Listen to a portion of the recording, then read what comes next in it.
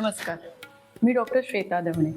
आज धन्वंतरी जयंती निमित्त मी आपल्याशी भगवान धन्वंतरींविषयी बोलणार आहे. आपण सर्वांनी आयुर्वेदिक डॉक्टरांच्या क्लिनिकमध्ये श्री धन्वंतरीची प्रतिमा किंवा मूर्ती नक्कीच पाहिली असेल.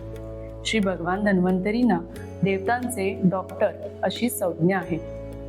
भगवान धन्वंतरी हे समुद्र मंथनातून प्रकट झाले आणि ते विष्णू स्वरूप आहेत असा उल्लेख महाभारत, रामायण, वायुपुराण, रघुवंश पुराण याच्यामध्ये येतो.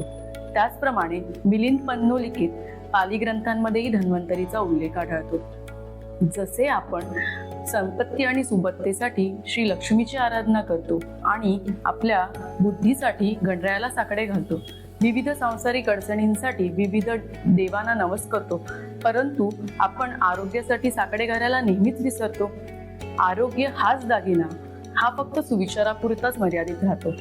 तर या धन्वंतरी जयंतीच्या निमित्ताने, धनत्रयोदशीच्या निमित्ताने आपण श्री भगवान धन्वंतरींना आपल्या सगळ्यांच्या आरोग्यासाठी साकडे घालूया.